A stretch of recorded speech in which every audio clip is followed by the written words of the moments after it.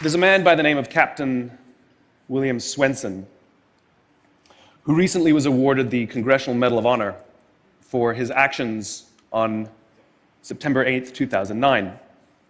On that day, a column of American and Afghan troops were making their way through a part of Afghanistan to help protect a group of government officials, a group of Afghan government officials who'd be meeting with some local village elders. The column came under ambush and was surrounded on three sides. And amongst many other things, Captain Swenson was recognized for running into live fire to rescue the wounded and pull out the dead. One of the people he rescued was a sergeant, and he and a comrade were making their way to a medevac helicopter. And what was remarkable about this day is, by sheer coincidence, one of the medevac medics happened to have a GoPro camera on his helmet and captured the whole scene on camera. It shows Captain Swenson and his comrade bringing this wounded soldier who'd received a gunshot to the neck. They put him in the helicopter, and then you see Captain Swenson bend over and give him a kiss before he turns around to rescue more. I saw this, and I thought to myself, where do people like that come from? What is that? That is some deep, deep emotion when you would want to do that. There's a love there. And I want to know, why is it that I don't have people that I work with like that? You know, in the military, they give medals to people who are willing to sacrifice themselves so that others may gain. In business, we give bonuses to people who are willing to sacrifice others so that we may gain. We have the back, right?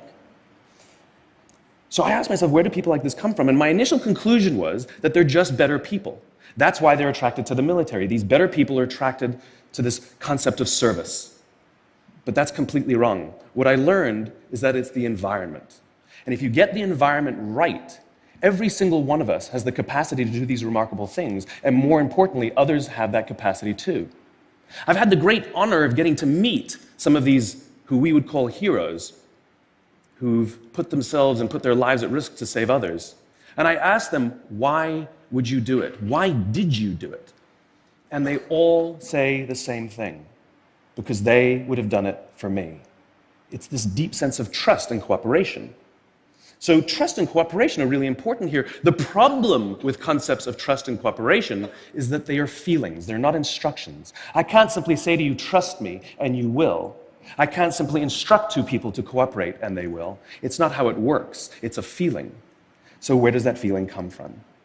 If you go back 50,000 years to the Paleolithic era, to the early days of Homo sapien, what we find is that the world was filled with danger. All of these forces working very, very hard to kill us. Nothing personal. Whether it was the weather, lack of resources, maybe a saber-toothed tiger, all of these things working to reduce our lifespan. And so we evolved into social animals, where we live together and work together in what I call a circle of safety, inside the tribe, where we felt like we belong. And when we felt safe amongst our own, the natural reaction was trust and cooperation. There are inherent benefits to this. It means I can fall asleep at night and trust that someone from within my tribe will watch for danger. If we don't trust each other, if I don't trust you, that means you won't watch for danger. Bad system of survival. The modern day is exactly the same thing. The world is filled with danger, things that are trying to frustrate our lives or reduce our success, reduce our opportunity for success. It could be the ups and downs of an economy, the uncertainty of the stock market. It could be a new technology that renders your business model obsolete overnight. Or it could be your competition that is sometimes trying to kill you. It's sometimes trying to put you out of business, but at the very minimum is working hard to frustrate your growth and steal your business from you. We have no control over these forces. These are a constant, and they're not going away. The only variable are the conditions inside the organization. And that's where leadership matters, because it's the leader that sets the tone. When a leader makes the choice to put the safety and lives of the people inside the organization first, to sacrifice their comforts and sacrifice the tangible results so that the people remain and feel safe and feel like they belong, remarkable things happen. I was flying on a trip, and I was witness to an incident where a passenger attempted to board before their number was called. And I watched the gate agent treat this man like he had broken the law, like a criminal. He was yelled at for attempting to board one group too soon. So I said something. I said, why do you have to treat us like cattle? Why can't you treat us like human beings? And this is exactly what she said to me. She said, "Sir, if I don't follow the rules, I could get in trouble or lose my job." All she was telling me is that she doesn't feel safe. All she was telling me is that she doesn't trust her leaders. The reason we like flying Southwest Airlines is not because they necessarily hire better people, it's because they don't fear their leaders. You see, if the conditions are wrong, we're forced to expend our own time and energy to protect ourselves from each other. And that inherently weakens the organization. When we feel safe inside the organization, we will naturally combine our talents and our strengths and work tirelessly to face the dangers outside and seize the opportunities. The closest analogy I can give to what a great leader is like being a parent. If you think about what being a great parent is, what do you want? What makes a great parent? We want to give our child opportunities, education, discipline them when necessary, all so that they can grow up and achieve more than we could for ourselves. Great leaders want exactly the same thing. They want to provide their people opportunity, education, discipline when necessary, build their self-confidence, give them the opportunity to try and fail, all so that they could achieve more than we could ever imagine for ourselves. Charlie Kim, who's the CEO of a company called NextJump in New York City, a tech company, he makes the point that if you had hard times in your family, would you ever consider laying off one of your children? We would never do it. Then why do we consider laying off people inside our organization? Charlie implemented a policy of lifetime employment.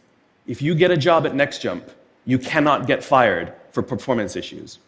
In fact, if you have issues, they will coach you and they will give you support, just like we would with one of our children who happens to come home with a C from school. It's the complete opposite. This is the reason so many people have such a visceral hatred, sort of anger at some of these banking CEOs with their disproportionate salaries and bonus structures. It's not the numbers. It's that they have violated the very definition of leadership. They have violated this deep-seated social contract. We know that they allowed their people to be sacrificed so they could protect their own interests. Or worse, they sacrificed their people to protect their own interests. This is what so offends us, not the numbers. Would anybody be offended if we gave a $150 million bonus to Gandhi? How about a $250 million bonus to Mother Teresa? Do we have an issue with that? None at all. None at all. Great leaders would never sacrifice the people to save the numbers. They would sooner sacrifice the numbers to save the people.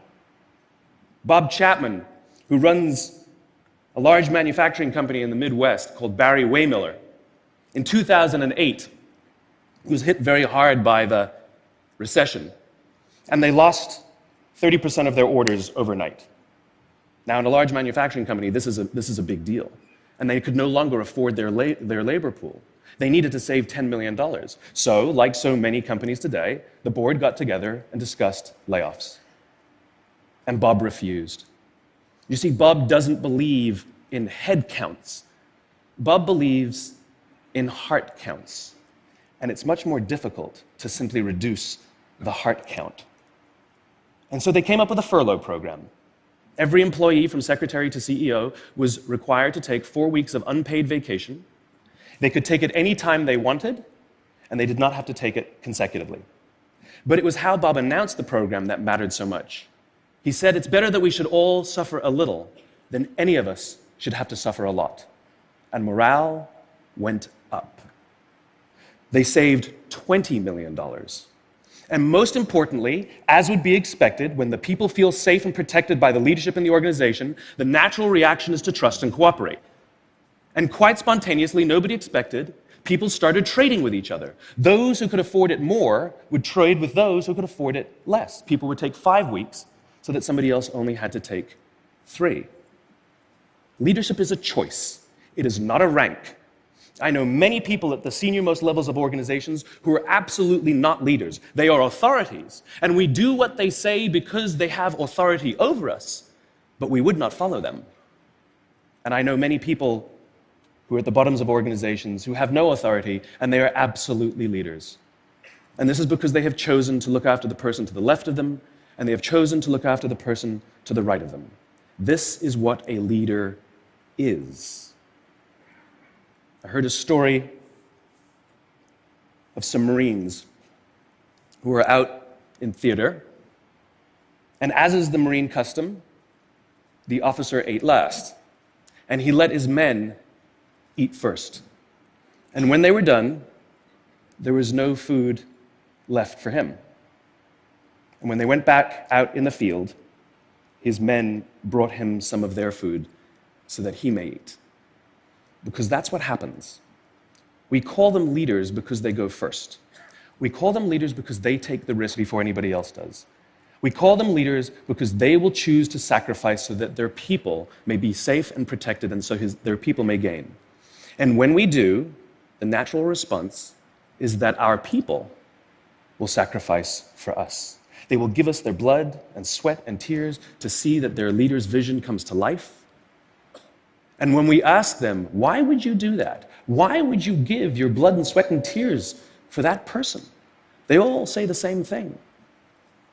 Because they would have done it for me. And isn't that the organization we would all like to work in? Thank you very much. Thank you. Thank you.